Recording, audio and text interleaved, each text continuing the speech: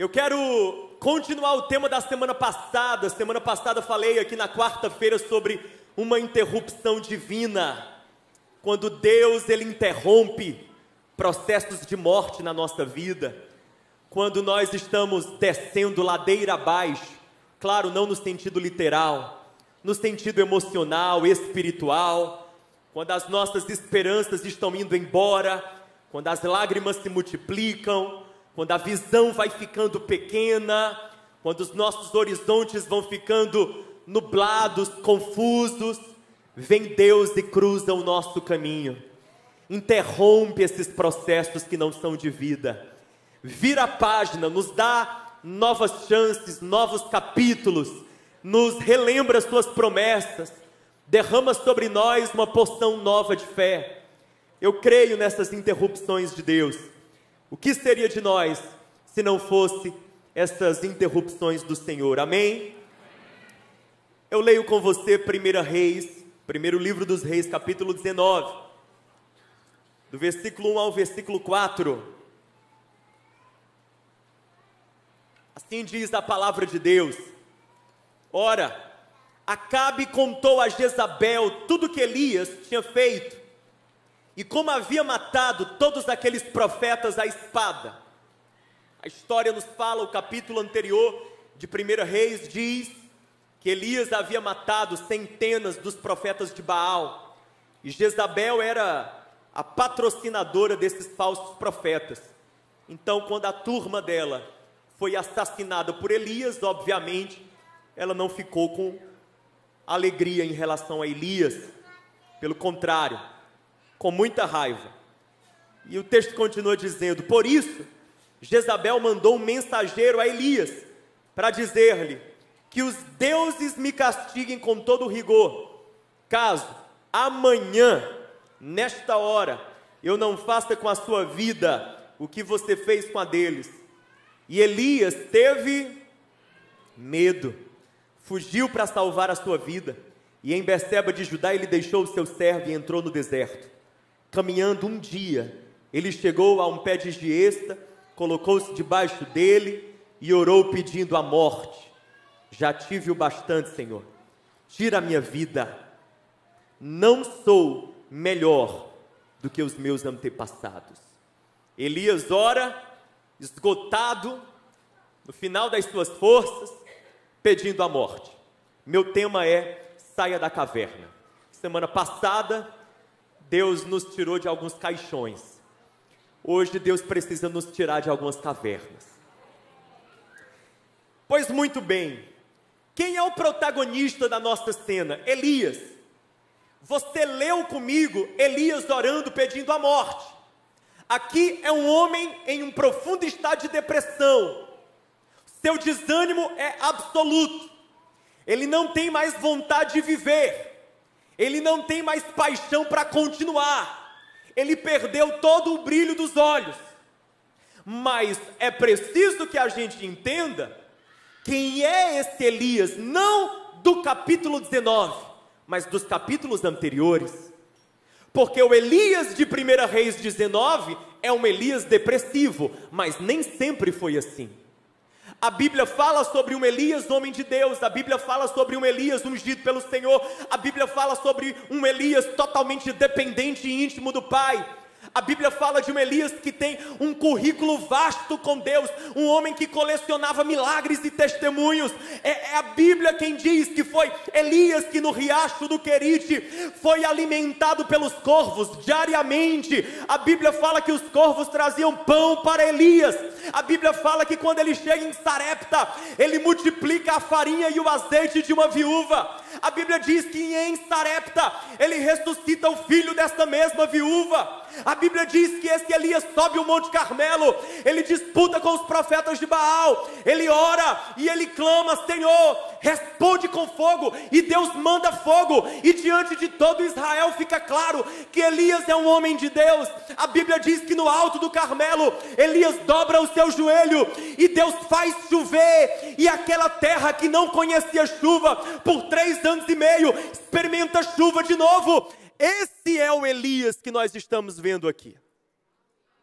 É um homem que viu milagres, é um homem que viu o agir de Deus, é um homem que viu a intervenção de Deus, mas esse homem está enfrentando o deserto, o vale, ele está enfrentando a dificuldade. Ei, meu irmão, olha para mim, não existem grandes homens, apenas pequenos homens dependentes de um grande Deus.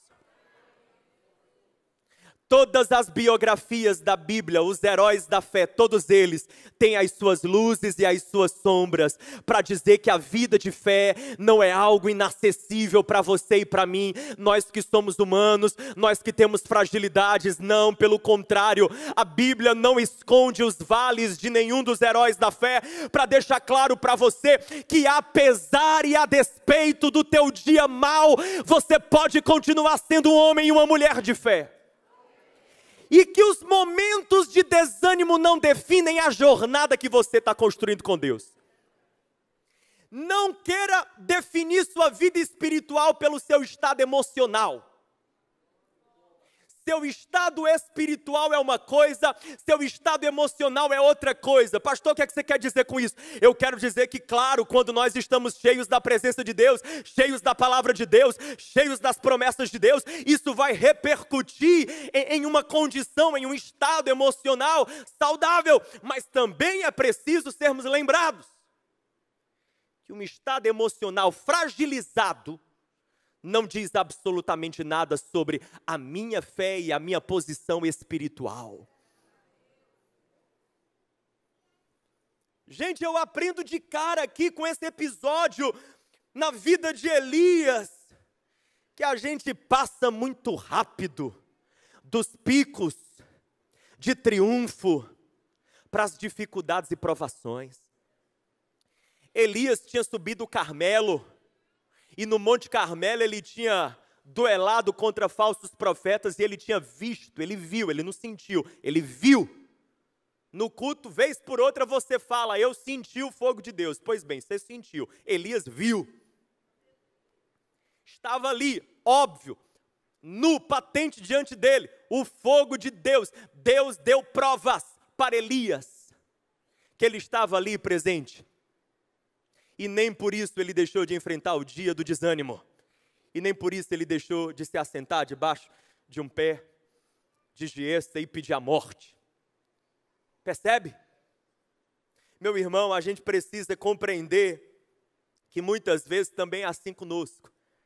A gente tem uns carmelos de êxtase espiritual, vem ao culto, levanta as mãos, adora, louva, ora, vai a uma vigília, busca a Deus, é cheio do Senhor, é tocado pelo Senhor, alguém coloca a mão na tua cabeça, fala um monte de coisa, profetiza, um monte de promessa bonita. Quando dá a segunda-feira,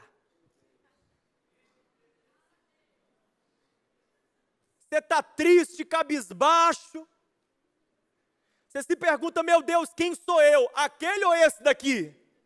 É uma mistura dos dois, porque a caminhada com Deus é isso. A gente tem os nossos momentos de Carmelo, mas também a gente passa pelas lágrimas da angústia, do desânimo. Mas eu tenho uma boa notícia, quem gosta de boa notícia? É que Deus não descarta profetas quebrados. Gente, eu acho tão lindo, porque Elias aqui em 1 Reis 19, ele não tem unção para profetizar, ele não tem força para orar, ele não tem fé para fazer milagre. Esse Elias de 1 Reis 19 não serve para ser profeta, mas serve para ser alvo do amor de Deus, porque Deus não nos descarta quando a gente está na pior, quando a gente está quebrado, cansado, falido, quando a gente está com a nossa visão turvada, quando a nossa fé não está lá em cima. Deus olha e diz, ainda tem valor. Não, você pode aplaudir Jesus direito, você pode glorificar o Senhor, você pode adorar o nome dEle, porque Ele não abre mão da sua vida, porque Ele não desiste de você, porque Ele vai ao teu encontro, porque Ele vê valor em gente quebrada.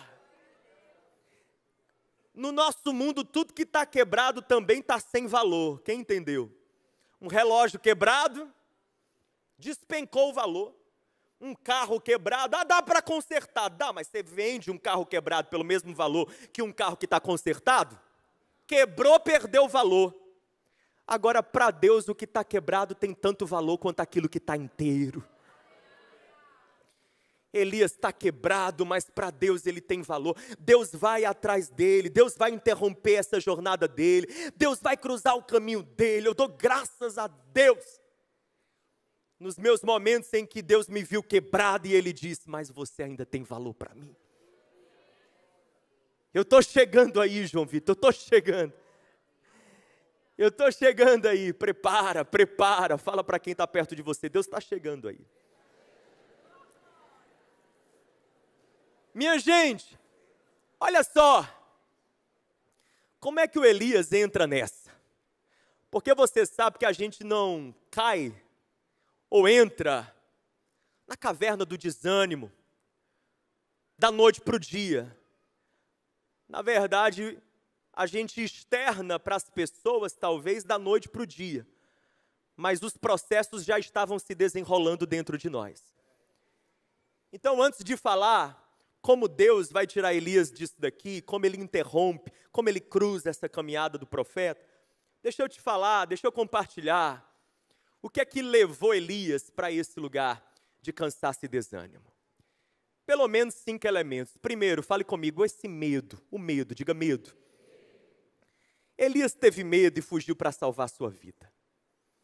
Medo é uma das emoções mais básicas. É normal. Faz parte até do nosso mecanismo de proteção. Nosso cérebro é programado para nos proteger, para nos manter vivos. Então está tudo bem, com um certo nível de medo. Mas esse medo de Elias não é um medo comum, não é um medo ordinário. É um medo que está paralisando a vida dele e paralisando de tal maneira que está roubando ele da jornada que Deus tem para ele.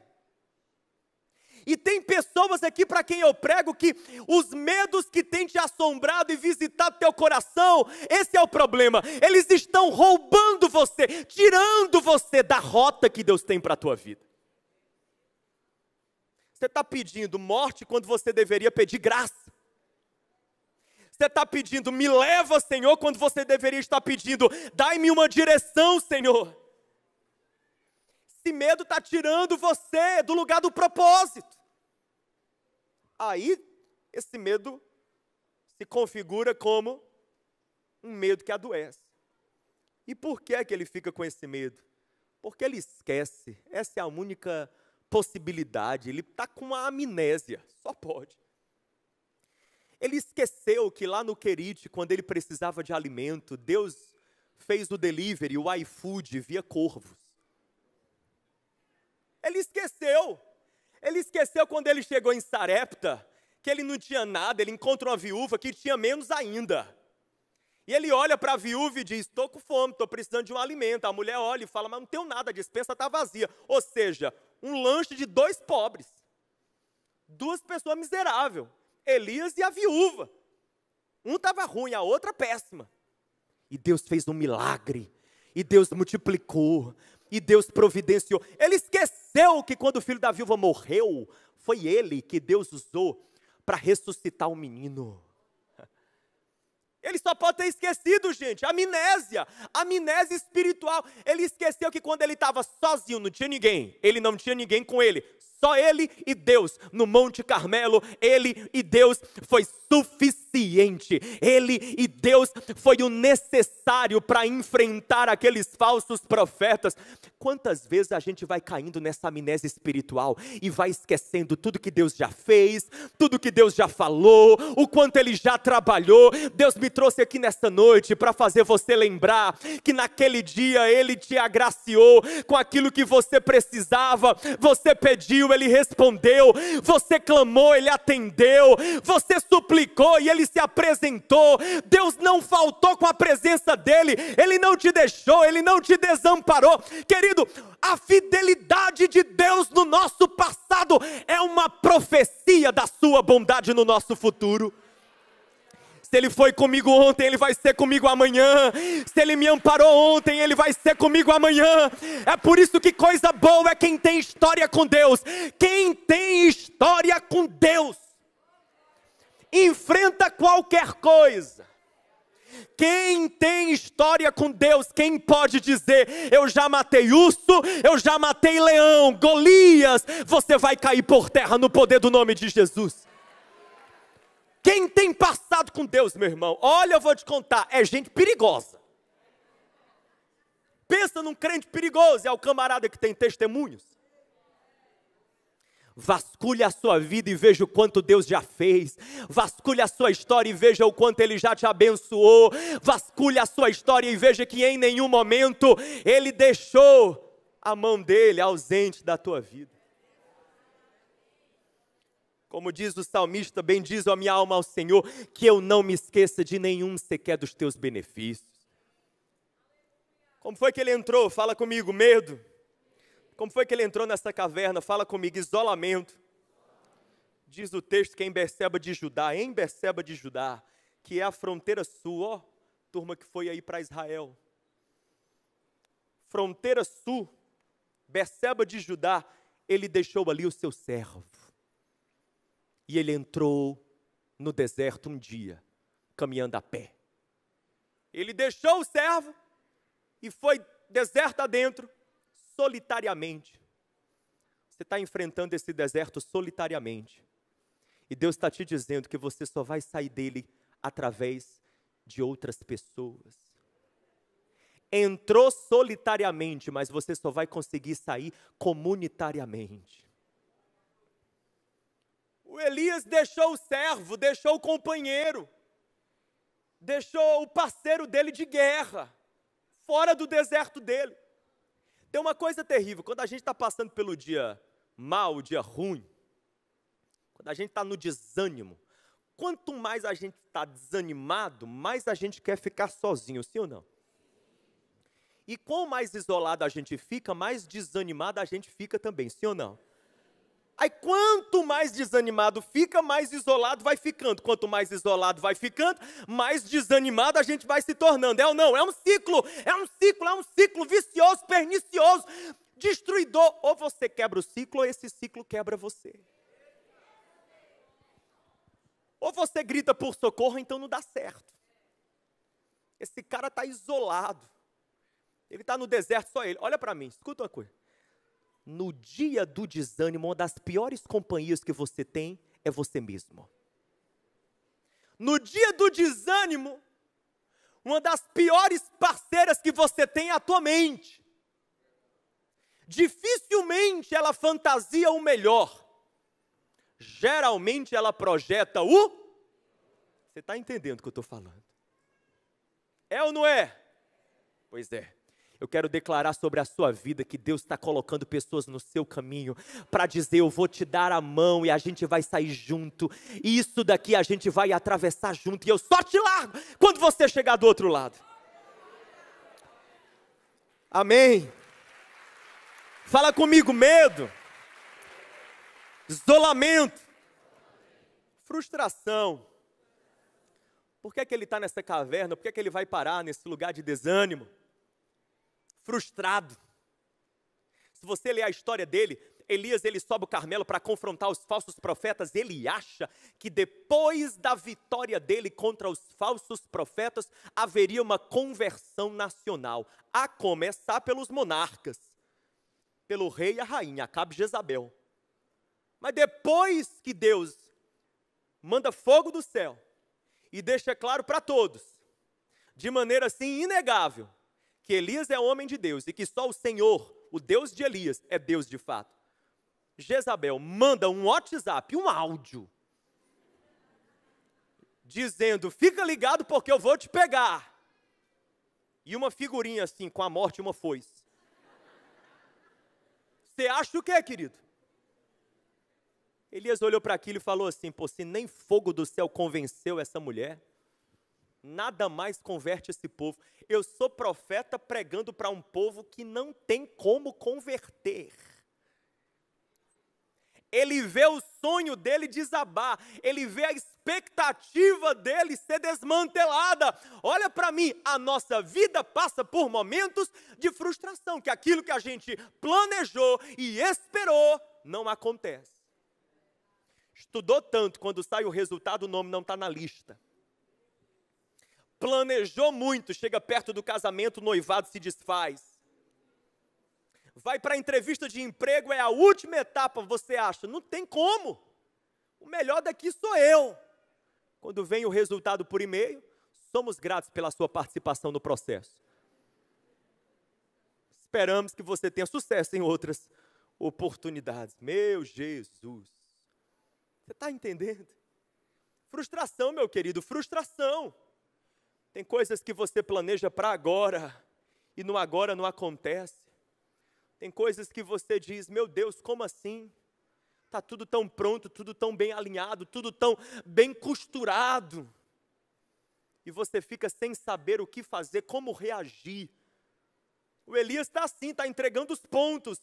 Ele está se rendendo. Ele está desistindo.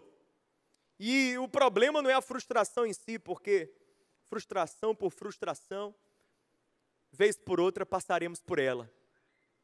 Mas é a maneira imatura e infantil com a qual ele lida com a frustração. Como assim, Elias?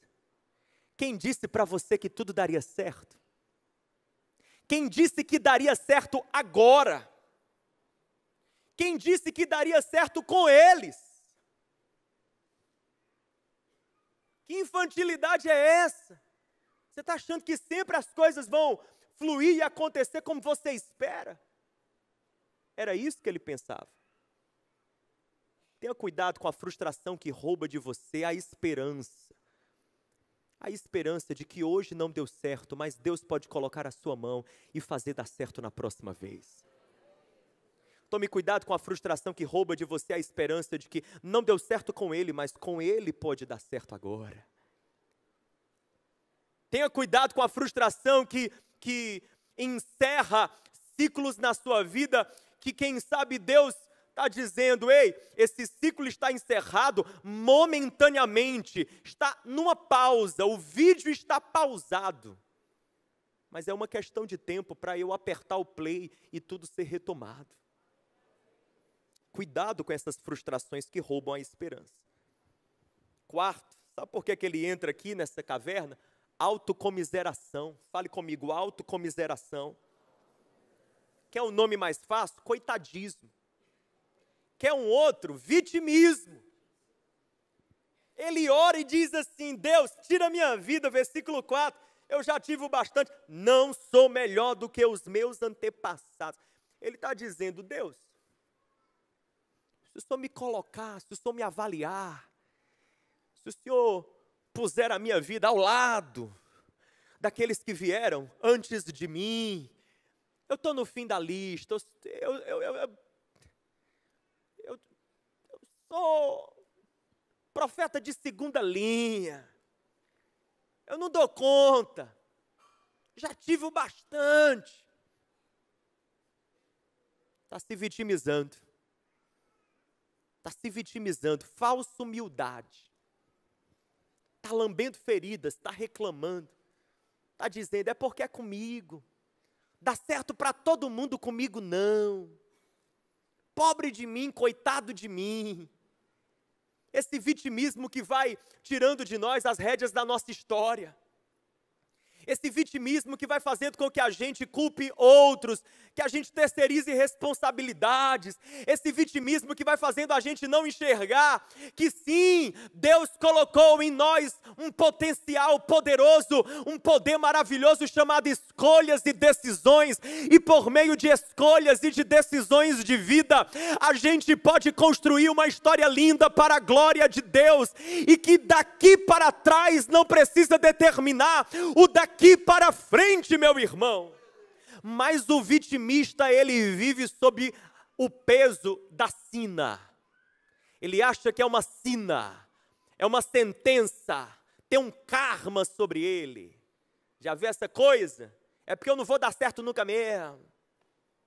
É porque não é para mim. Deus está fazendo você resetar aí na sua cabeça, meu irmão. Tira isso da sua mente, isso é uma mentira do maligno. Porque se Deus é por nós, porque se Deus se coloca ao nosso lado, Porque se o Senhor põe a mão dele sobre a nossa história, não tem ninguém tão longe, não tem ninguém tão quebrado, não tem ninguém tão perdido, que não possa escrever um tempo novo. Se Deus é por nós, eu aprendi que nenhuma dor é final, nenhuma derrota é fatal. Eu vou repetir, se Deus é por nós, nenhuma dor é final, nenhuma derrota é fatal. Bateu, mas não me matou, atingiu, mas não naufragou, balançou, mas não me afundou. Eu estou por aqui. Eu estou por aqui, Deus tem coisa nova para a minha vida. Glória a Deus. Por último, sabe por que ele está nesse desânimo todo? Porque ele está esgotado, ele está cansado. Fale comigo, esgotamento. O esgotamento dele é físico, emocional, espiritual, é uma mistura de tudo. Ele está cansado fisicamente. O cara passou um dia andando no deserto, meu amigo. Um dia de carro é muito, que dirá. Olha, a gente viaja de avião, chega no lugar e diz, estou cansado. Imagina o Elias debaixo daquele sol frio da Palestina, para não falar o contrário. Então daí você tira. Ele está cansado também emocionalmente. Ele vem de um somatório. Preste bem atenção. Ele passou um bom tempo no Riacho do Querite escondido. Ele começa a sua caminhada escondido. Todo dia sob aquela tensão. Será que os corvos vão trazer o alimento para mim? Depois ele vai para Sarepta. Lá em Sarepta, outro movimento grande. Toda a história que eu já mencionei, da viúva que não tinha mantimento, do filho da viúva que depois morre. Depois do estresse, daquela batalha com os falsos profetas. Veja que ele tem uma caminhada muito estressante. Veja que ele está aqui depois de um somatório de fatos que são estressantes. Então eu gostaria de declarar essa palavra de consolo e de alívio para alguém nesse lugar. Deus está olhando para você e está dizendo, eu te entendo, porque isso que você está passando agora estourou, mas já vem de um longo processo. E quem nos vê no nosso capítulo 19 pode nos julgar. Quem entendeu? Mas quem leu o nosso capítulo 17 e o capítulo 18 vai olhar e vai dizer, fica tranquilo porque eu entendo, você está no capítulo 19.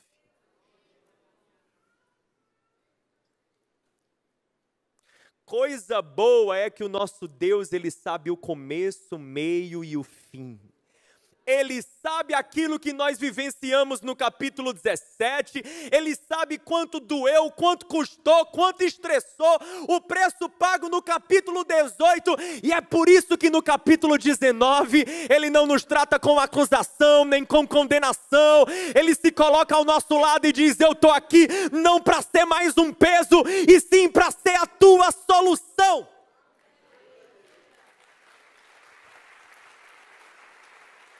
Quem nos vê só no capítulo 19 pode dizer assim, esse daí ora pouco, lê pouca Bíblia, vem pouco para a igreja, está tudo certo, tudo explicado. Não sabe, não conhece os nossos capítulos 17 e 18. Mas Deus conhece. Enfim, eu quero caminhar aqui para como é que Deus vai intervir, interferir e interromper tudo isso. E dar um desfecho novo para a história do profeta. A partir do versículo 5, Deus então visita aquele homem, primeiro através de um anjo. Deus faz três coisas. Deus dá para esse homem, para Elias, fala comigo, uma pausa, uma palavra, um propósito. Tudo o que você precisa. Uma pausa, uma palavra e um propósito. Primeiro uma pausa. O anjo chega ali, versículos número 5, quando ele estava deitado dormindo, porque ele ora pedindo a morte, mas daí ele dorme, ou seja, não esperou a resposta chegar, dormiu, e enquanto ele dorme, de repente um anjo, diz a Bíblia, tocou nele, e disse, levante-se e coma. Eu não sei se Elias percebeu que era um anjo, porque ele estava a princípio ali sozinho, eu não sei se ele confundiu, será que é visão, será que é realidade? Fato é, ele olhou ao redor e viu ali junto à sua cabeça um pão assado sobre brasas quentes e um jarro de água. Ele comeu, bebeu e deitou-se de novo. E Deus não incomoda ele. Deus não diz, rapaz, a refeição é para tu acordar, não. Deus deixou o profeta se alimentar e voltar a dormir. Olha que lindo, Deus respeita o sono do profeta. É bíblico. Se estiverem querendo tirar você da cama, você diz, faça como Deus, respeite meu sono. Não, estou brincando, não. O anjo do Senhor voltou, tocou nele e disse, Elias, levante-se e coma, pois a sua viagem será longa. E ele se alimentou, comeu, e então ele passou 40 dias viajando até chegar no monte Horebe. Deus deu para Elias uma pausa, Deus proveu uma refeição. Deus não começa com uma palavra, olha que forte, Deus não começa com um sermão, Deus não começa com um milagre, Deus não começa com um propósito, Deus não começa falando, Elias, espera aí, deixa eu te lembrar tudo que eu já fiz, e mais, deixa eu te apontar para tudo aquilo que eu ainda farei. Não, Deus sabia que naquele momento, Elias não tinha estrutura para ouvir a Deus, ele precisava simplesmente desfrutar da graça de Deus. Ele precisava comer daquele pão, beber daquela água. Deus sabe exatamente o que você precisa. Naquele momento, Deus sabia que ele precisava era de comida. Deus sabia que ele precisava era de sono. Meu irmão, Deus sabe a medida exata que você precisa. Deus sabe, Deus provê, Deus cuida. Deus cuida com o seu infinito amor. E Deus, assim como deu a ele uma pausa, Ele também diz para nós que há momentos que o que Ele quer nos dar é uma pausa. Descanse. Não precisa fazer nada para mim. Não precisa se preocupar. Pause. Freie. Coma. Durma. Olha, eu vou te falar. Se até Deus entendeu que tem horas que dieta e sono consegue abençoar a nossa vida, é hora da gente entender que comer melhor e dormir bem é espiritual. Porque tem coisa que você está tentando resolver na vigília que Deus queria que você resolvesse dormindo. E que você quer resolver em oração e Deus está dizendo, resolva mudando o seu cardápio. É espiritual. É espiritual, quem forma o corpo do homem, espiritual, quem monta a química humana, espiritual, irmão, não dá. Não dá para em oração a gente pedir milagre, mas com o nosso estilo de vida a gente andar na contramão do milagre. Não dá para a gente pedir, Senhor, renova as minhas forças, mas com o nosso ritmo acelerado, sem pausa, sobrecarregado, uma autocobrança excessiva. Ou seja, as nossas atitudes estão andando na contramão do milagre. Uma pausa. Quem sabe hoje a resposta que você precisa é pause, pause, pause. Descanse. Enquanto o louvor retorna, eu quero seguir. Mas também, Deus dá uma palavra para ele. No versículo de número 9, quando ele chega ali no Monte Horebe, ele diz, o texto diz, que ali ele entrou em uma caverna, verso 9. Ele entrou em uma caverna e passou a noite. Quem sabe ele pensava que seria o lugar do seu sono, do seu descanso, do seu esconderijo. Deus me deu um lugar para que eu me esconda. O Horebe é o lugar que Deus me deu para que eu possa me esconder. Não. Mal sabia Elias que o Horebe era o lugar em que Deus renovaria as suas forças, alinharia a sua visão e o jogaria de volta para a rota do propósito do Senhor. Ele vai ali dentro daquela caverna e a palavra do Senhor veio a ele dizendo, o que você está fazendo aqui, Elias? Deus chega perguntando, questionando. E ele diz, Senhor, eu tenho sido muito zeloso, Eu tenho sido zeloso pelo Senhor, Deus dos exércitos.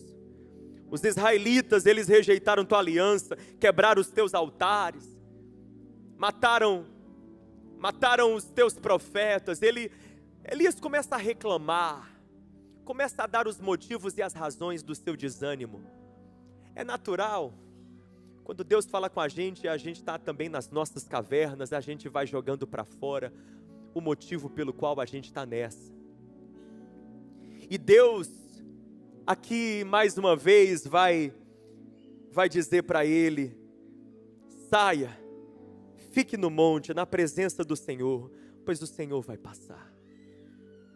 E então veio um vento fortíssimo, que separou os montes, esmigalhou as rochas diante do Senhor, mas o Senhor não estava no vento forte. E depois desse vento teve um terremoto, mas Deus também não estava no terremoto. E depois do terremoto houve um fogo, mas o Senhor não estava nele. E depois do fogo houve um murmúrio de uma brisa suave. E quando Elias ouviu, ele puxou a capa para cobrir o rosto, saiu e ficou à entrada da caverna. Elias discerniu que na brisa suave é que Deus falaria. E mais uma vez a voz lhe perguntou: o que você está fazendo aqui? Enquanto as luzes se apagam, eu quero encerrar ou caminhar para a nossa conclusão. Quando Elias está naquela caverna e Deus vai falar com ele, a palavra de Deus que vem é, antes de tudo, uma palavra doce, uma palavra de graça. Deus não chega falando para Elias: como assim? Por que é que você está aí? Você não tem motivos para isso, você deveria confiar em mim. Deus não bate no profeta, Deus acolhe aquela dor. Deus questiona, Deus lança uma pergunta. Quem pergunta é porque quer dar espaço para que o outro abra o coração. Deus está colocando Elias em um divã. Deus está fazendo terapia com a alma desse homem. Deus está dizendo: ei, abre o coração e fala o que é que está aí dentro. E Deus então começa a trazer palavras, uma palavra de sensibilidade, uma palavra que vem de uma maneira tão peculiar, tão diferente. Elias, acostumado com o fogo intenso de Deus, como ele experimentou no Carmelo, aqui no Horebe ele vai encontrar Deus na brisa suave. Eu falei semana passada, Deus vai mudando a forma como Ele fala conosco ao longo da vida, ao longo das nossas estações. Não queira monotonia da parte de Deus. Deus vai mudando as suas formas, os seus maneirismos. Deus vai mudando, Deus vai encontrando outros caminhos para acessar o nosso coração. Ele fala que é na brisa suave, Ele fala que é através do sussurro. Permita-me te dizer, muitas vezes a maneira como Deus fala conosco não é na intensidade, é na discrição. Deus sussurra, é brisa suave, discrição. Você vai ter que ter sensibilidade, você vai ter que ter a capacidade de pausar, de perceber que a sarça está ardendo, mas ela não está se consumindo. Ou seja, o que torna sobrenatural ali é o detalhe. Se não estiver atento, se não estiver sensível, se você não estiver ligado, você vai perder de vista a palavra do Senhor para você. A gente só quer que Deus fale de maneira espetacular, a gente despreza muito o falar de Deus, que eu vou chamar de o falar ordinário de Deus. Deus está falando, é no trabalho Ele está falando, é no culto Deus está falando, é através da boca de um filho Deus está falando, é fazendo o café da manhã Deus está falando, a brisa suave está soprando. E quando Deus fala com o profeta, a palavra dele é uma palavra, eu quero que você pegue isso, é uma palavra que vem para corrigir perspectivas. Deus diz então, versículo 18, Elias, você está enganado, você acha o quê? Que você é o único que me serve, o único que me ama? Versículo 18, existem ainda 7.000 joelhos que não se dobraram a Baal. Ou seja, a sua percepção da realidade, ela está enganada, está bagunçada, embaçada, de maneira que o que está alimentando os teus medos são mentiras. Você está temendo mentiras, você está escravo de mentiras, você está encarcerado por mentiras, e alguém nesse lugar precisa hoje entender que as tuas algemas são mentiras, o que está te aprisionando são mentiras. Tem mentiras, mentiras acerca da sua vida, mentiras acerca da sua identidade, mentiras acerca do seu futuro. Ei gente, olha para mim, Elias temeu a morte por causa do recado de Jezabel, e um dos poucos homens na Bíblia que não morreu foi Elias. Ou seja, Elias temeu algo que ele nunca experimentou, que ele nunca passou. Temeu a morte, ele nunca morreu. A gente teme um monte de coisa que é tudo mentira do inimigo, imaginações do maligno que ele vai alimentando, pessimismos que vão ganhando volume dentro da gente, dentro dos nossos pensamentos. Deus quer corrigir visões aqui nesta noite, Deus quer corrigir perspectivas aqui nesta noite, Deus quer alinhar corações aqui nesta noite, Deus quer desembaçar o teu olhar, meu irmão. Deus quer que você volte a crer no seu cuidado, no seu amor, nas suas promessas. Deus deu uma pausa, uma palavra, e por último Deus deu um propósito, e eu quero encerrar com isso. 1 Reis 19, versículo 15, Deus então disse para Elias: Elias, volte, sai daí, volta pelo caminho por onde você veio, vá para o deserto de Damasco, e chegando lá, você vai ungir o próximo rei da Síria, Hazael, você vai ungir o próximo profeta, Eliseu, você vai ungir o próximo rei de Israel, Jeú. Novos reis, novos profetas, coisa nova, futuro. E Acabe, Senhor, e Jezabel, Senhor, eu vim parar aqui nessa depressão por causa da Jezabel. O que é que eu faço com ela? Esquece. Se ocupa de ungir novos reis, se ocupa de ungir novos profetas. Igreja, olhe bem para mim. Eu quero encerrar com essa palavra. Eu sinto que o Espírito de Deus está falando comigo e com você exatamente isso. Ele quer que a gente se ocupe com o novo, para que o velho perca poder. Ele quer que a gente foque no nosso propósito, para que a gente não se afogue no nosso problema.